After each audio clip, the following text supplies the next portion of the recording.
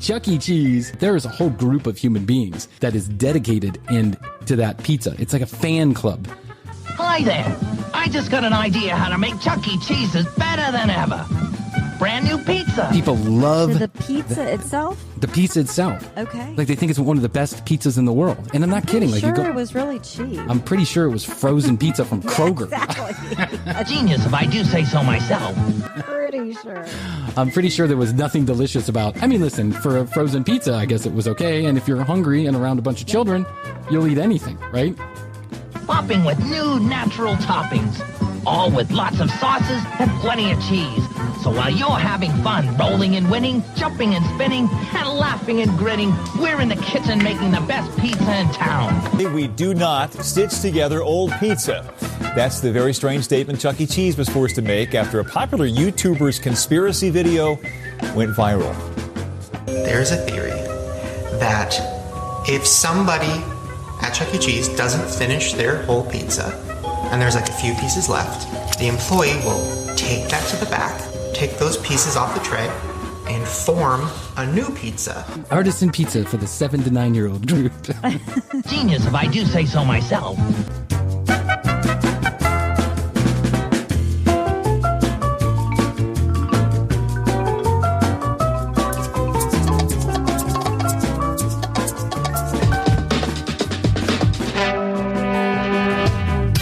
Early 2020, the world shut down. Stores, restaurants, schools, and whole communities shut their doors in an effort to protect human life.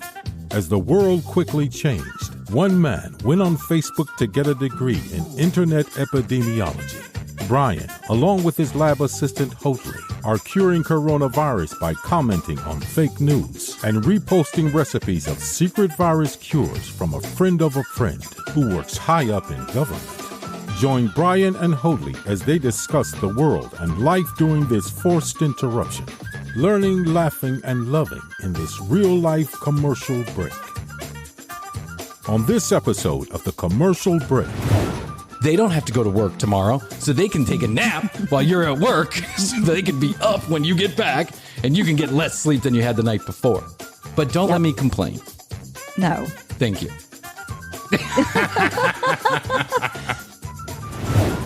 And then now you're back looking at the boobs. It doesn't confuse me a bit. I'm like, nice tits.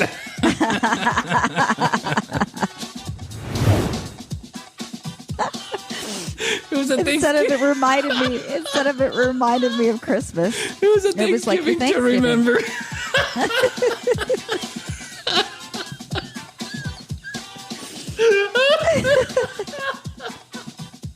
What a Thanksgiving.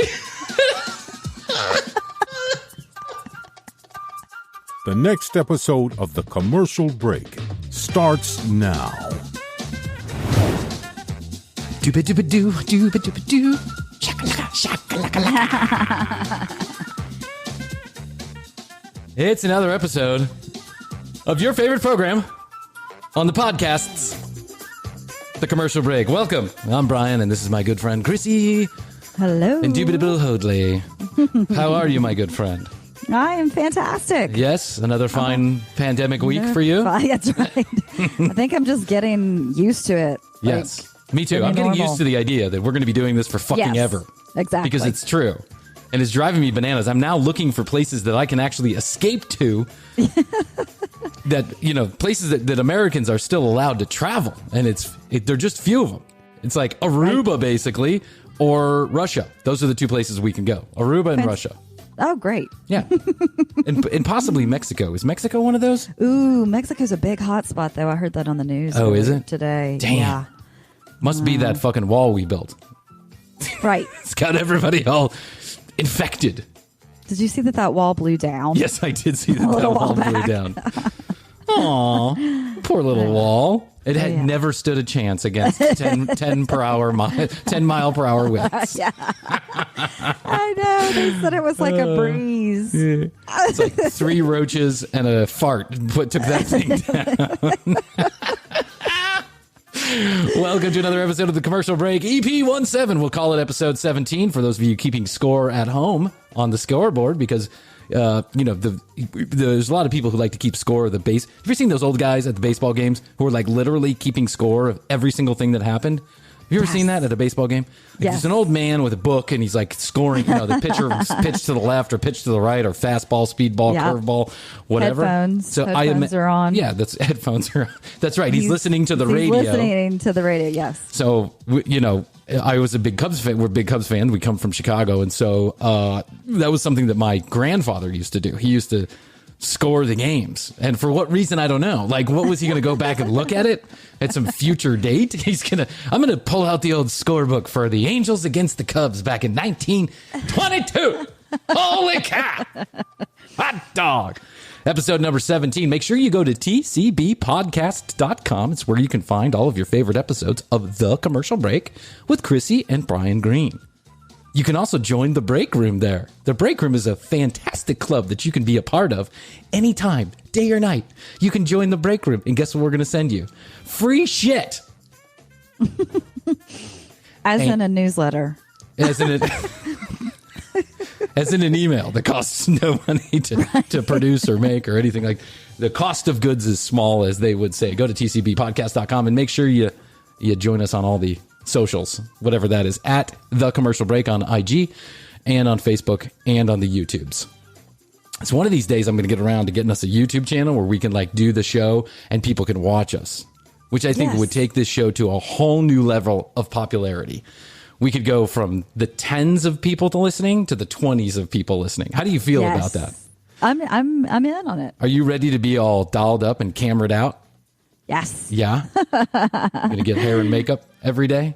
Mm-hmm. I'll have to do it myself, though, because I'm not going out to get it done. You're not going to go out? What if we bring somebody in to do your hair and makeup? Yes, like maybe. A professional studio. A professional hair studio can sponsor the commercial break and then get your hair and makeup done every day before the show. Since we're recording 7 days a week. I could also watch a YouTube video on how to do hair and makeup. Those are big. Did you hear... Yeah, they are. My wife watches some of those. Do you watch a lot of those? Not really, but I know that Rachel has in the past. Rachel McGrath. Really, yeah. Mm-hmm. Our good friend. And they've got some good stuff on there, I think. Did you see where the people are doing eyebrow videos and then complaining about the communist Chinese government? Did you see this? I think I read a little something about it. I think I sauntered about in front of the TV because, I'm not allowed to sit down and watch any particular episode of any particular show since I have 2 children now. Yeah, you don't have time. I haven't. Here's the thing. When you have one child, and I'm sure parents all across the world will relate to this. I'm sure both of our listeners are going to relate to this. When you have children, the first child, you're like, it's impossible for me to lose any additional time in my life. You thought you were busy before the child. You're like, wow, I got a job. My wife and I like to travel. There's a lot, we're going to social events and just the regular humdrum plink plonk of the day, as they would say. And then you have a child and you're like, holy shit. I really had no idea what busy was because now I'm fucking busy. Now I got a child. He's running around. I'm changing diapers every 5 seconds. They never tell you this, but kids need constant attention. They don't. They do. Yes, especially when they're newborns. You cannot leave them alone. And I was under the false assumption that, put some food in a bowl for the thing and then, you could go out, take a nice vacation or something. Like a pet. Fuckers. And so... When you have one child, you're like, wow, this is amazing. I lost all the additional time that I had is now gone to this child, which, listen, it's a trade-off. I'm not sure what the trade-off is yet, but I'll let you know when I get to that part. So then you have a second child, and all that time that you knew you didn't have to lose, you now have more time that you lose to the second child. So let me explain this. It's like an infinite pool of time that with each child arises out of the womb of the lovely woman that I married to. I lose additional time. I had no idea I had time to lose. Right. It's like a math equation.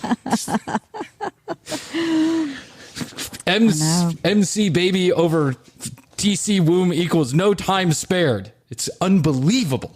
I have no time, Chrissy. There's nothing. I'm lucky that I'm here for an hour, every week with you, my good friend. I know. I was going to say, too, like on the opposite end of that, I now feel kind of guilty if I say talking to you or my sister, who also has 2 young little ones that are 2 and 4 years old.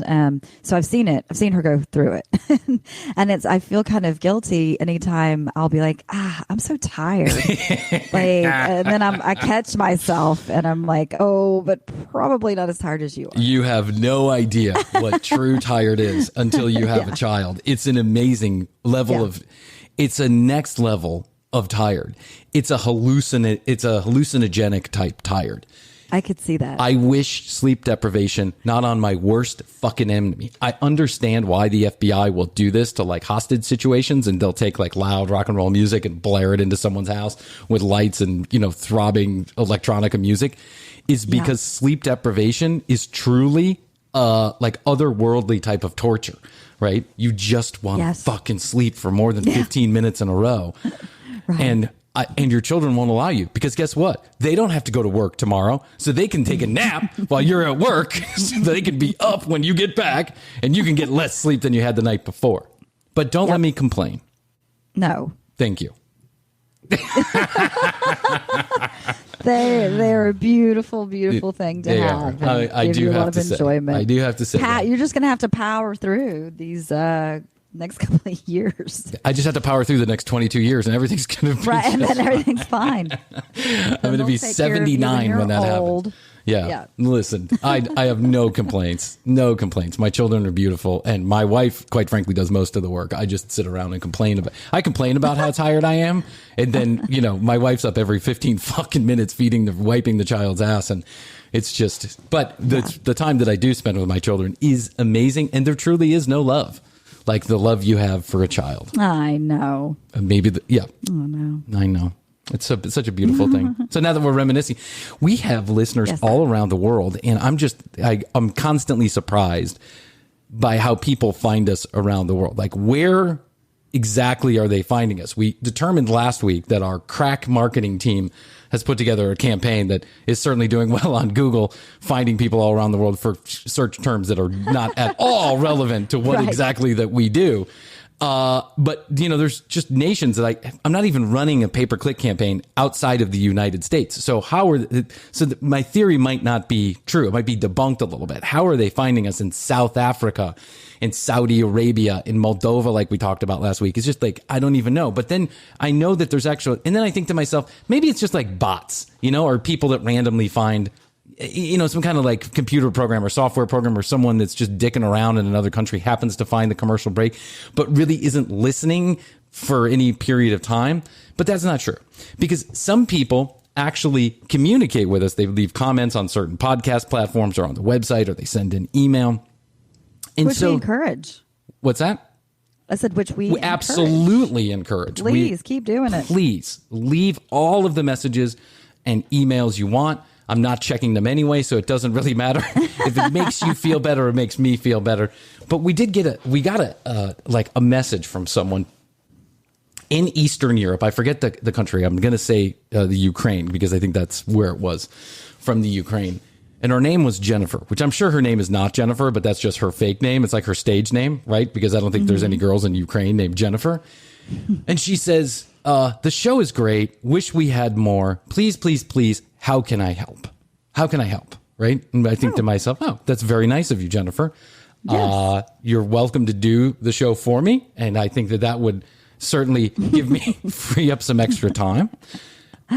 But I think the best way that you can help, Jennifer, if I may be so bold, is that you can share the program with your other friends in the Ukraine, and you can write a review on your favorite podcast platform, because that helps us out in so many different ways. It's hard to explain. It's a complicated mathematical equation, Chrissy, that I haven't quite gotten to the bottom of. I am an internet PI, a podcast investigator, and I am trying to figure out exactly what the algorithm is that gets you up and down these charts across the internets that will then lead to more listeners. I haven't quite cracked it. But what I do know is that there are some people out there, very intelligent human beings, that are spending most of their time, wasting most of their life on podcasting, that are telling me that by leaving a review, you can then increase your chances of being high up on these charts. So I say to Jennifer and all those out there who are wishing to help the commercial break, leave a review, and share it with your friends or on your social media, your MySpace. That's the easiest thing to do. Your Chatterbait,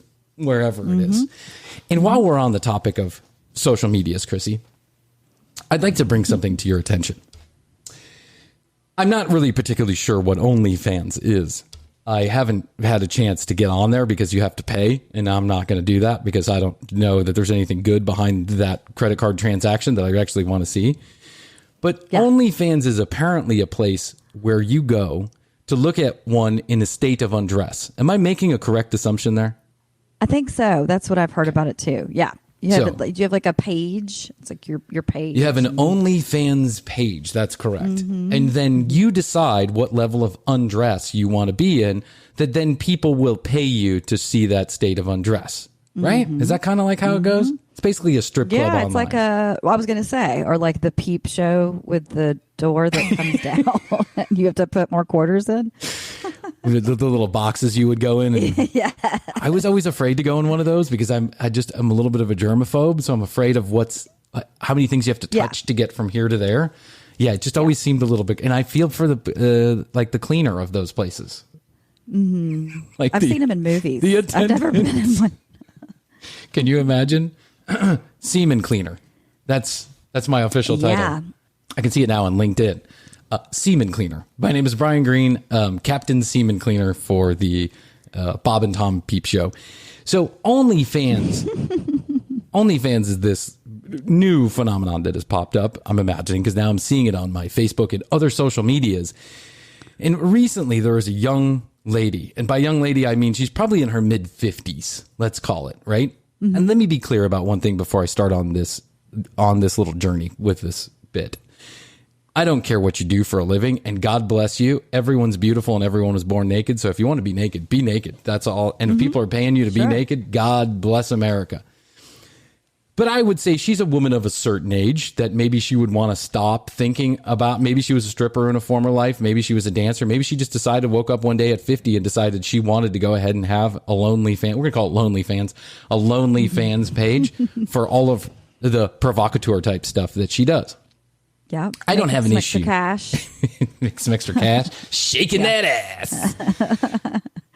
I don't have any particular problem with someone getting online and showing their bodies. But on my Facebook page, there are one or two people who now have these OnlyFans pages that will not stop inundating the Facebook stories with their OnlyFans marketing campaigns. Do you know what I'm saying? Yeah. And this one particular person, while God bless her, at least this is not who I'd want to see naked. I wouldn't pay money to see this person naked. It sounds like there are plenty who are, because the way that she talks, it seems like she's selling her services every 15 minutes on OnlyFans. She's got I'm in number 10, I'm in number 5, I've got 300 more. It's kind of like we brag about being in the podcast charts. She's bragging about being on the Lonely Fans charts, which then again, God bless her. But here's how the marketing campaign goes. And let me give you a little snapshot as to what happens. Hey, this is Carrie. I've only got 5 more spots left for my 15% off Lonely Fans page. Make sure you sign up now because I've got lots of goodies for you. Ooh. And she then backs up. And the camera is showing her chest, right? And then she's got like 2 little dancing peaches, like emojis that are there in front of her nipples, right? And then you know how Facebook then on the stories, then it swipes to another photograph if you want, or story, right? And then the next picture is a picture of food, half-eaten food, as if she stopped in the middle of a meal, wherever she is, to take a picture of her food, and then back to, remember, only 5 more spots left to get into this peaches and cream. And I'm like, oh my fucking Christ.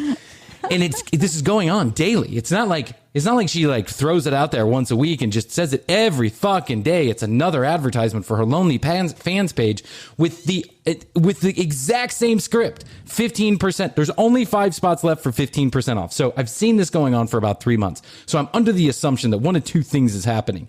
Either she has never sold those 5 subscriptions for 15% off because she keeps on offering them, or the price is just 15% off anyway because she keeps on saying it anyway. Yeah. I wish she would just stop with the fucking lonely fans. And listen, I do have a choice. I can look into them or not look into them, but it's like a train wreck. Of course you're going to want to look at it when it pops up because you know how horrible it is. And you just want to see what kind of nastiness this girl is going to put together. It's unbelievable. Here's my tits. And then here's my spring rolls from Chili's. Oh, Lord. Yeah. Here's my peach pie, and then here's the peach pie. Guess which one is which? Lonely Fan.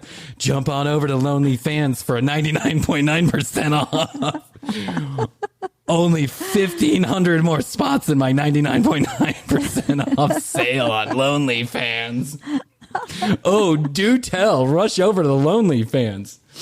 Oh, Chrissy, it's highly disturbing. It's like the other trend that I see, which is, and I know you see this too, you go onto Instagram or you go onto Facebook, and there are women that are in various states of undress. Now, I would say there are some, listen, I'm not afraid of a naked body. If I had one I thought I could show, I might also be on Instagram making a living. But no one wants to see Dad Bod 3030 at Instagram.com. You could put the eggplant. I could put the eggplant right in my wiener. Yeah. I'd probably put a little teapot, like a little pouring teapot. Or maybe like a limp spaghetti noodle. That I would love. Thank you. Okay. I would like to see that. The thing is that these women get on Instagram, and they're obviously very attractive women, right? They're young, attractive girls, and they've got tens of thousands of people that are liking and hearting, and who knows what they're doing on that Instagram. But there's a no nipple policy. Am I correct? You can't show your nipples. Yeah, on Instagram? I think they're kind of.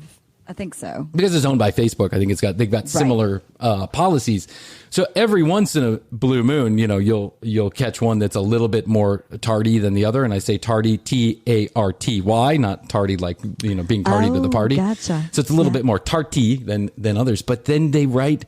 So the impression is, here are my tits, right? Something along those lines. Or here's my muscular 6-pack chest with my huge swinging cock under my, teeny weeny banana bikini, right? So whatever, men or women. But then the post says something along the following lines. What we are is what we behold, and we behold what we are. So they're trying to be like inspirational. It's like, it's like you're fucking Deepak Chopra with your cock hanging out. Stop it. Just right. Look at my dick. It's huge. I mean, honestly, let's just be honest. Right. Why are you posting a picture of your beautiful tits and then posting something that says, what's coming is coming and we will be better when we meet it. I'm so deep. I'm so deep. Look at my boob job. I just got it last Saturday. It looks great. Let's put 25 cc's of collagen in my lips. Oh my God. For them to know. Yes. You must show them who you are. Right. Being very artistic. Like an artistic page. Yeah. Look at my badunkadunk. Why don't you just write, look at my badunkadunk. Do you like my badunkadunk, right? Do you want to see more? Yeah, do you want to see more? Go to my Lonely Fans page. I saw a girl on Instagram a couple weeks ago, and I shit you negatively. This is what was written. It was a quote from I can't remember who it was, but it was a quote. It says, for them to know you, you must show them who you are. The only way through is going through the right door. The only way through is going through the right door. Meanwhile, she was topless with her legs spread wide open, right? And on the picture, she was like at some beautiful, remote location somewhere across the world where no normal people ever go, right? It's just this one particular Instagram model happens to be on this private beach in the fucking Maldives, writing shitty little quotes and getting hundreds of thousands of Instagram likes. And then there was a Buddha statue sitting next to her. Please. Please. Spare us all. Spare us all your bullshit and just be honest for once. Yeah. Because it gives the impression, right, that people are actually paying attention to your Instagram page because you're giving them some kind of spiritual knowledge. When the truth is they just want to look at your tits. That's it. That's it. Period. End of sentence. Yeah, it's kind of confusing your brain, right? Because you're like, "Ooh, naked girl or man or whatever." Yes, and then you see the inspirational quotes. You're like, "Oh yeah, you do have to pick the right door."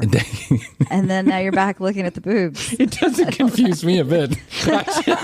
I'm like, nice tits. I mean, who even reads the captions? Let's be honest. I'm probably one of the only ones that's noticed because no one else is reading the just scrolling through and hearting, scroll through heart. I mean, it's unbelievable. It's a phenomenon. The social media is a phenomenon unlike any other in my lifetime in human history. And how we're going to survive as a human race, I just don't know. People are getting more beautiful and stupider at the same time. So we're getting better looking, but we're getting more stupid at the same time. I don't know if you've had a chance to watch the television program Married at First Sight, Australia. Have you had a chance to watch this? No, I've seen it, and I might have even clicked on it right before I was falling asleep one night. So no, I haven't. It's probably good. Best television show to fall asleep to. Yes. Yeah. So Married at First Sight is a television show that one of the networks, but I think it's Lifetime or TLC or somebody, they show this, and it's basically, here's the premise of the show in case you haven't seen it. Although I think it's wildly popular, so I'm sure most people have seen some version of it. But it's like an arranged marriage. Some experts get together, they do a deep dive into someone's personality, find out what they're looking for in an ideal partner. Then they find somebody that's that ideal partner, and then they match them up, and they don't get to see each other until they're walking up to the altar. That's it. Wow. Right? And then they get married, and they agree to stay married for a period of time. Now, of course, you can't be legally forced to be married to somebody in the United States, at least. So I'm sure that they can leave the program at any time. But now you're on a fucking television program, so you want to give it your best go, right? Yeah. But then they go through the whole thing. They go on a honeymoon. You knew what you were getting into. You knew what you're getting into, and most of these people probably just want to be television stars anyway. Yes. They're not really looking for love. They just want to be on TV. Yes. At least the American version seems like maybe some of these people are actually looking for some kind of relationship. Maybe they are looking to be together in some kind of relationship. But they have a version in Australia that is even more wildly popular than it is here in America. Apparently, this television show has taken over the nation. Huh. And now they started broadcasting it in America because I think they've run out of fucking content. So they're like, well, we got to import some TV shows to run, right? And so they started running this program. And I watched the Married at First Sight, the American version. I watched it when it first came out. I didn't pay attention to it for a while. But then when this Australian version came out, it's like the American version, but it's much more sexy and slicked up. These people are ready for prime time. They're all gorgeous human beings who are ready to be reality TV show stars. It's a reality television show. It's a trashy reality television show, unlike the one in America, which is trashy reality. But it seems like there's a bit of seriousness about it. But in Australia, fuck it. Everyone is just wants to be a TV star, right? And they put them in these rooms together and they all interact. The girls and the boys then all stay together before they stay in this, or what? No, yeah, they meet each other beforehand. At least on this particular season, they meet each other beforehand, and they have their bachelor and bachelorette parties together. But they don't know who they're going to get married to. They're not all in the same room. It's girls and then boys. And then there was one lesbian couple, and that lesbian, I don't know where the second lesbian was, but she wasn't in the room with everybody. But which I thought was a brilliant. I thought it was brilliant to put a lesbian on the Australian version, and they haven't done that here in the United States, which I think would be interesting. Yeah, you got to have that. To see. It's just a sample of normal people, right? If you're going to put a bunch of people, there's anyway. So then they go and they get married. Then they all go on a honeymoon together to a certain spot. And then they separate. They all go on a honeymoon. They all go on a honeymoon together, right? It is interesting. So then they come back together so then they leave, and then they come back together to live in an apartment that has been set up by the production office, which really looks like more like a hotel room with maybe a few more accoutrements, but they're all living in the same hotel or the same apartment building in Australia, in Sydney, I think, right? So now they're all living in the same... As a married couple. They're all in their own apartments. In the same building. Same building, right? So in the American version, they don't even talk to the other couples. It's like everyone has their own story. And even though they're in the same apartment building, they very rarely get together. It happens, but it doesn't happen often. In the Australian version, they get together every Saturday for dinner.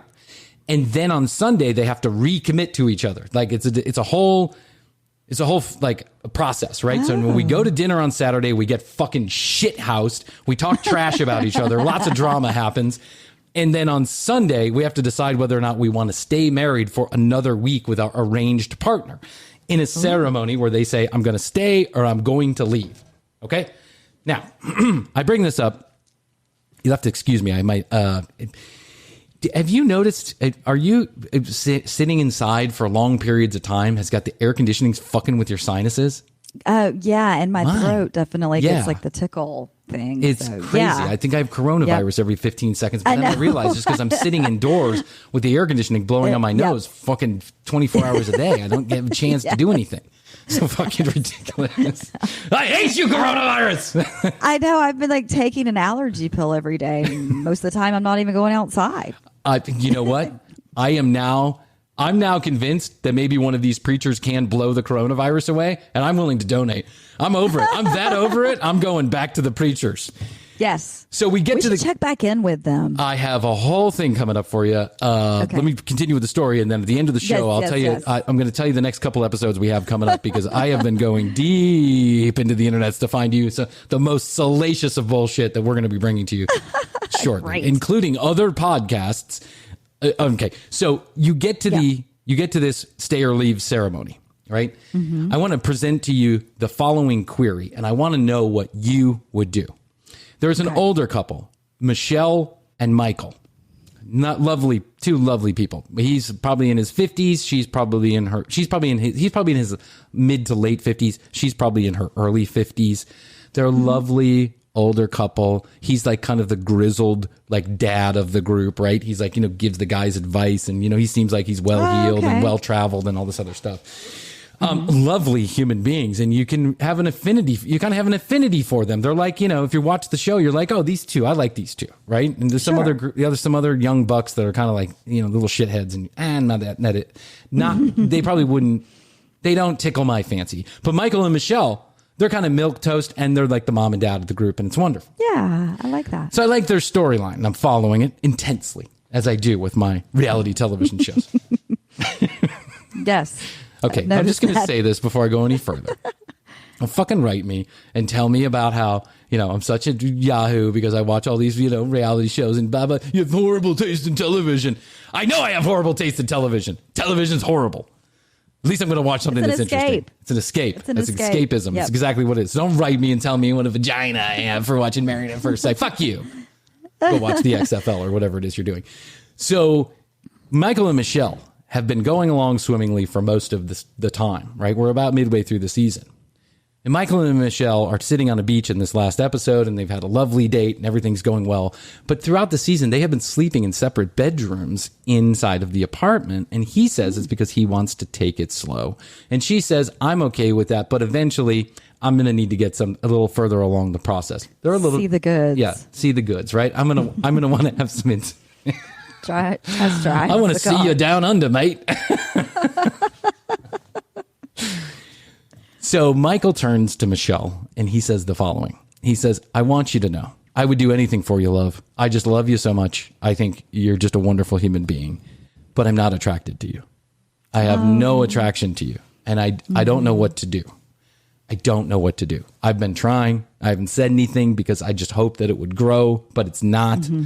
And I'm wondering if there's a way we can get around this. We can figure it out together. I'm not attracted to you.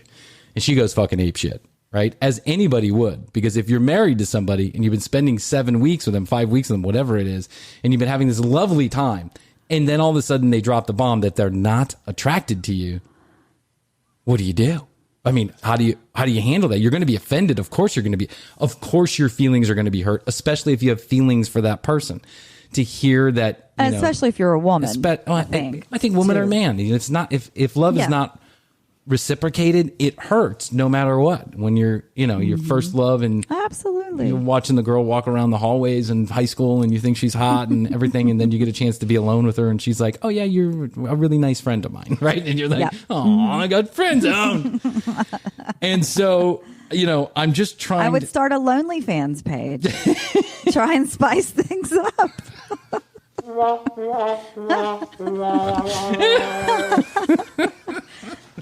gotta ignite the spark. If anybody wants a LonelyFans page to pay attention to, I've got one on discount that I can send to you. 5 spots left. Only 5 spots left. Only 5 spots left of 50% off my LonelyFans page, but you can only see from the top down. To be quite frank, that's all I want to see. From the waist down from the knees down is fine with me. I'll pay you to stop advertising on Facebook. So it brought up an interesting question in my head that I want to ask you with a degree of seriousness. What have you ever been in a similar situation? What would you do? I have not been in that situation before. Interesting. For me, I have been in that situation for feeling friends towards the guy. So you felt friends and they felt more then? Yes. And did you have to break it to them? And what were the words that you used? Yeah, I mean, it's tough. I'm sorry, you're ugly. No, I'm trying to be very cognizant of other people's feelings, but yeah, you just kind of have to slowly break away and just say it's not right. That's very polite. It's not you, it's me. I always made the mistake. This has happened a couple times for me, right? Now I have had a woman or two tell me, I think we're just better being friends, right? But I've also been in a few situations where I kind of drove past the starting line and I probably shouldn't have gone that far. And then I had to back the truck up. Do you know what I'm saying? Yep. One particular woman that I dated, I think you may or may not know her.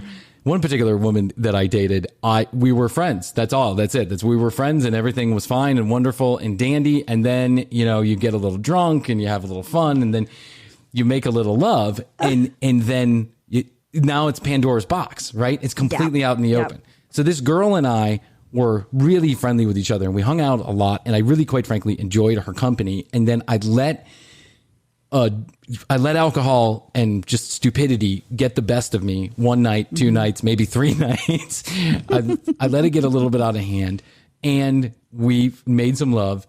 And I don't even think it wasn't that I wasn't attracted to her. I think it's what happened during our lovemaking sessions that actually turned me off completely. And it made me realize that we were just not going to be compatible long term in any kind of relationship. And I probably had taken this too far. I should have stayed friends. And let me tell you what. Chemistry is a big part of things. It's a huge part of things. Yeah, it really is. If you're not swinging in the same direction, right, then it's unlikely things are going to last long term. I say unlikely because I don't know. Maybe it is eventually you guys get on the same page. Well, let me explain what happened in bed. It was a night we had been out drinking at the bar and we came back to my apartment that I was living in at the time. And we were sitting there watching some television and drinking some beer and listening to some music or whatever it is we were doing. And then her hand kind of went on my thigh, right? And the hand got a little fresh. It could go on my hand. It could go on my thigh like a friend, but it got a little fresh. And I knew it was getting a little fresh. It lingered. Right? It lingered and then it started moving. And then I was like, here we go. Right. I knew this moment was going to come and here it is. And what do? Unfortunately for the situation, my brain was out to lunch because I had been drinking a whole shitload of Bud Light that day. So I just kind of rolled with it. Right. From the hand, from on the thigh, in the pants, then we end up somehow making out, and then we roll on into the bedroom, and then let the lovemaking commence. And as the lovemaking commenced, this young lady jumped on top of me, right? And when she jumped on top of me, and this is really what I think really made the determination that I didn't find her as attractive as I thought I had found her 15 minutes earlier when she was putting her hand on my thigh. Let me tell you what happened. She got into the heat of the moment, and this happened.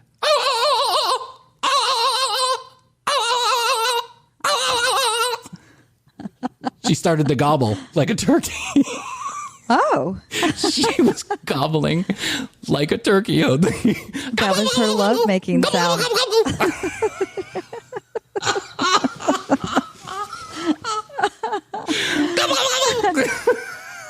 You made her You made her gobble. I didn't say gurgle. I said gobble.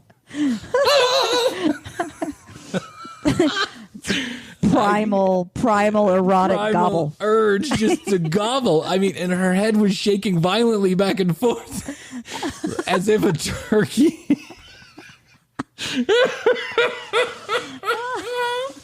I can't help it because I see it clear as day, and this is what's happening to me now was what was happening to me in the moment. I don't know how to react. I think it's funny, right? But it wasn't a joke. It was actually she was gobbling. So I held myself together enough to perform the transaction and be done with it, and then I managed to have a conversation with her the next day. Hey, that was really fun. I'm really wow, what a night. Yes. But we should, wow, what a night.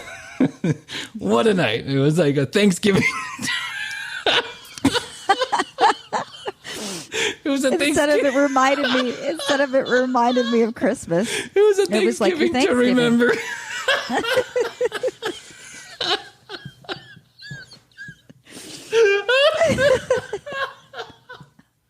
What a Thanksgiving.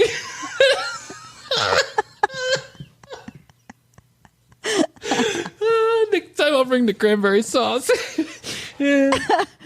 Right. And so I just had to tell her, I just had to say, listen, I don't think we can do this again because it's just not, we should be friends. That's it. We should be friends. Let's preserve the friendship. Let's preserve the friendship. Every once in a blue moon, things get out of control. And, I love you dearly, and let's continue to go. Fast forward to about 3 weeks later, and a similar situation arises, and a similar result, which is, and we're at my house, the music is on, we're hanging out, we're having fun, and then, let the lovemaking commence. What I had thought clearly was just like a total, clearly she couldn't make this noise every time she made love, right? This wasn't something that many guys over a period of time have endured and haven't said something. But Hoadley, it happened a fucking again, Go, go, go, go, go, go, go, go, go. All right. Yeah, it wasn't a one-off situation. It happened all three times. All 3 times we made love, that shit happened. And so I just had to tell her with a broken heart that I didn't find her attractive because I didn't find her attractive. Right. Anymore. Yeah. I mean, listen, I know we were doing some stuffing, but it wasn't Thanksgiving. That was a bad dad joke. But it wasn't Thanksgiving. And it broke her heart. She never talked to me again. Never talked to me again. It was like it didn't go well. Yeah. Yeah, that's a hard conversation to have. That's very hard. My overarching question is, can you actually have a relationship with someone that you're not attracted to? Like not a physical relationship, but like an intimate relationship with someone that you're not physically attracted to? I can't. I couldn't do it. I mean, I'd just rather be by myself, clicking on some lonely fans pages and pleasuring myself that way, I guess. Pleasuring yourself to the lonely fans? Something along those lines, than being with somebody who you're just not attracted to. It seems like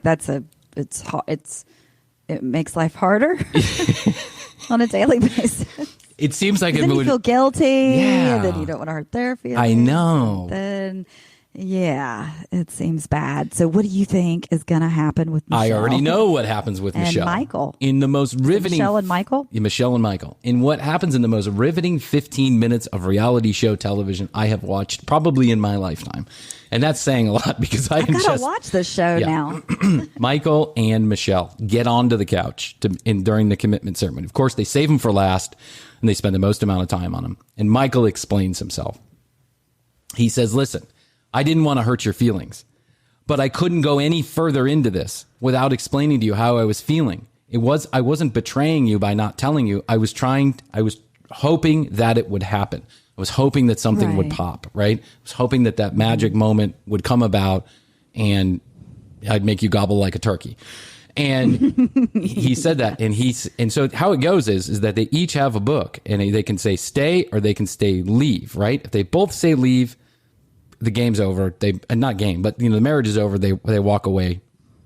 If one of them says stay and one of them says leave, they have to stay for another week and try and work it out. So it's kind of a fascinating part about the Australian version that they don't have in the American version. They don't have commitment ceremonies in the American version. People just go about living their married life, and if they break up, they break up. So he says, I'm going to leave. I didn't mean to hurt your feelings. I'm sorry. I know you're really upset. I'm going to make it easy for you. I'm leaving, right?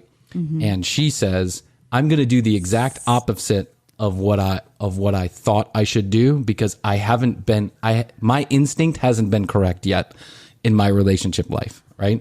I'm going to stay.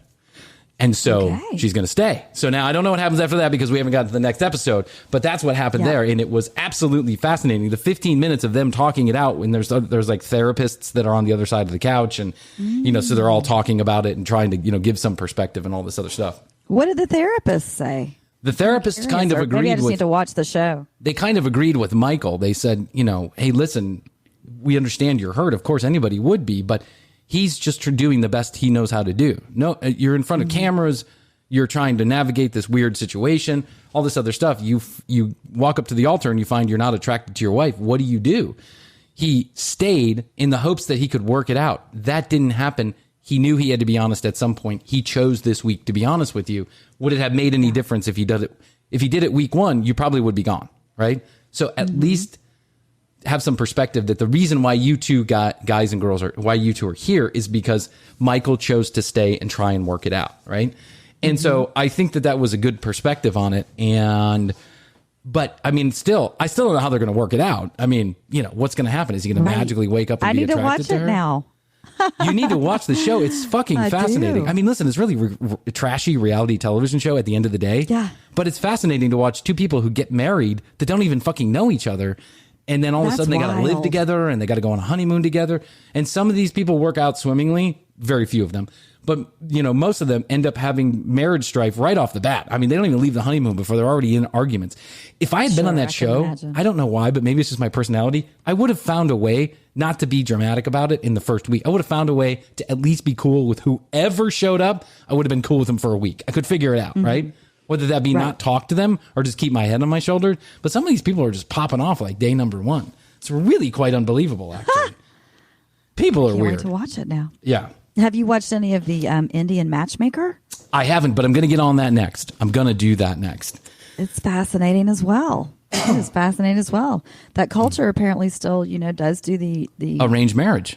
Marriages, which they just call marriages.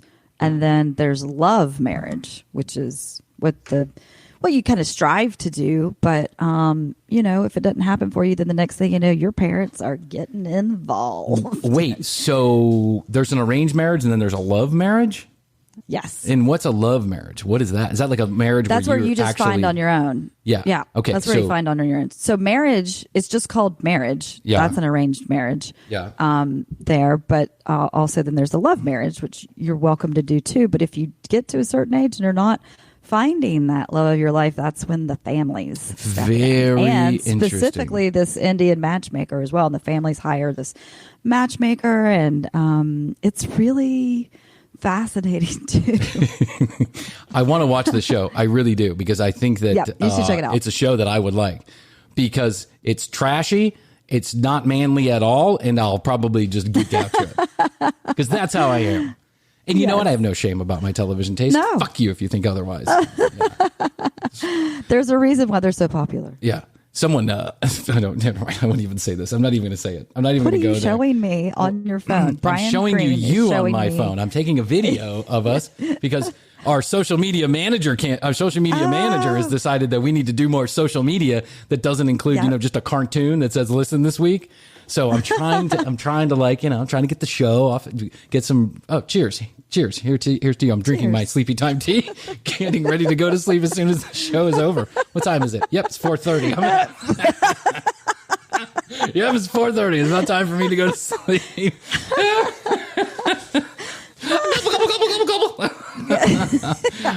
I want to say this. We talked about Dean Bodie last week. The guy got a hold of the show, the commercial break, the one that we did, and he left us. He was so fucking nice. This guy is so nice. I got to say listen, I love you, Dean. I really, really do. I know that my show's not everybody's cup of tea. Your show's not going to be everybody's cup of tea. We're both just getting started, having successes in our own ways. I really do wish you the best. But Dean was just so nice. He got a hold of the show and listened to what he had to say. You ready?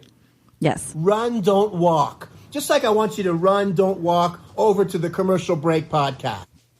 So he says, run, don't walk. So this is the beginning. So he does 2 shows. He does like a pre-show and then he does an actual show, right? Every single day he's doing this. Wow. Every single day. I know. It's so much work. Like so much work goes into just one of these podcasts. He's probably got more time on his hands than you do. Yeah, right that's now, true. Bryan. Well, he does have to take care of Bodie, who's apparently 27 years old. So Yes. But then he says the following, which to me is one of the greatest compliments anybody could give us. And I'm going to take it. Ready? The Commercial Break podcast has got this Howard Stern Robin vibe to it, except better. And these two at the Commercial Break bring it. And let me tell you, Chrissy's voice is way better than Robin's. Wow, look at that. Ooh, He goes on to give me a nice compliment and say that I'm very funny and intelligent. Thank you, Dean. I appreciate both of those compliments, even though they are clearly not true. Dean Bodie Show. We like the rough edges over here, Dean Bodie. Yeah. Good girl, Bodie. She's the best dog in the world. Yeah. DeanBodie.com. DeanBodie.com. There's your plug for you, Dean.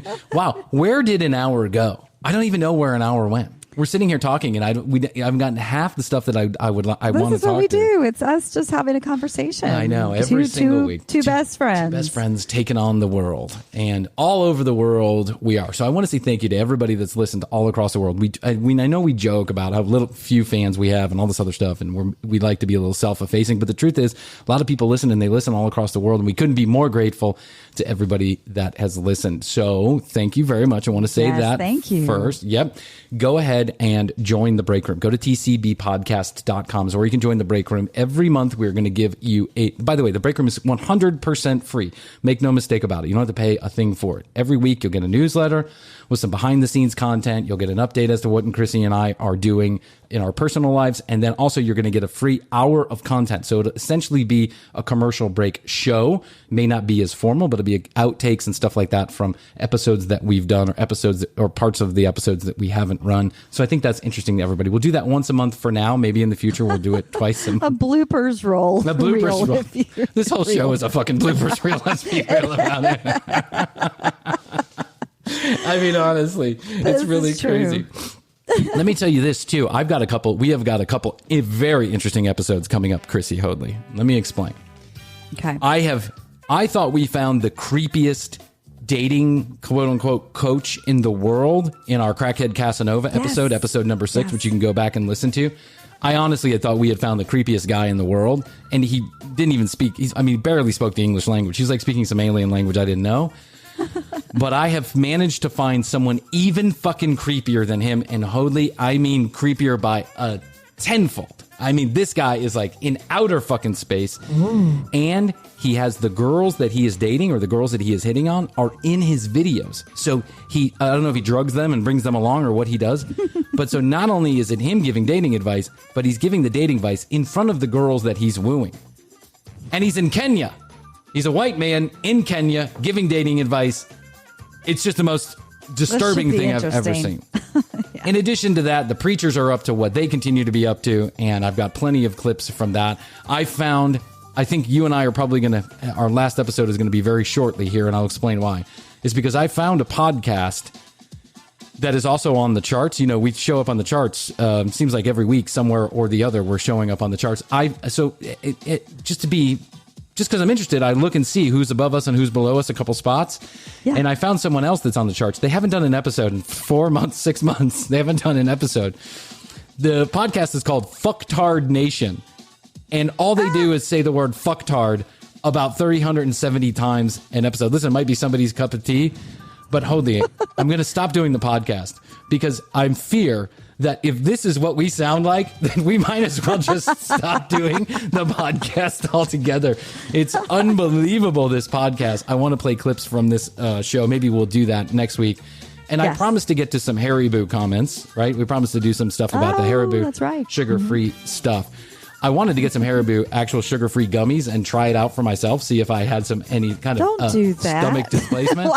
I couldn't find any. They're all out. Like, apparently people are buying them so they can do their own experiments. So I'm not gonna tread over old ground, but we do address it in the newsletter, which will be coming out in just another day or two. That's The Break Room. Go to tcbpodcast.com and join The Break Room. I want to thank my good friend Chrissy Hoadley for coming on board, joining me for another episode.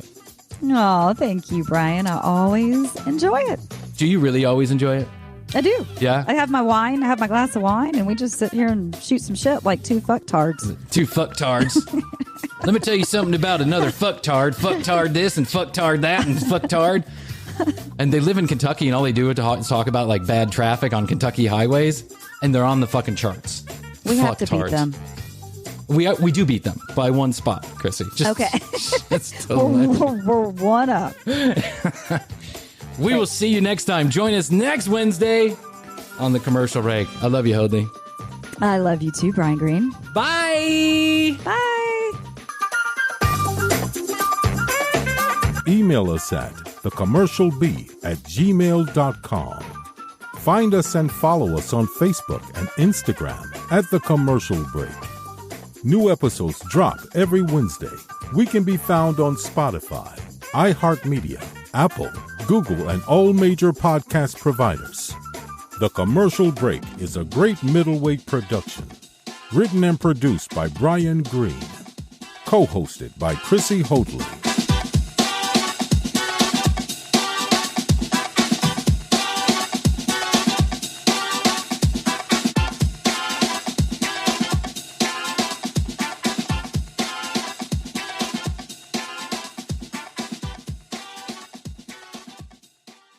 How's your money feeling? It's about to feel happier with a certificate from Happy Money's partner, Michigan State University Federal Credit Union.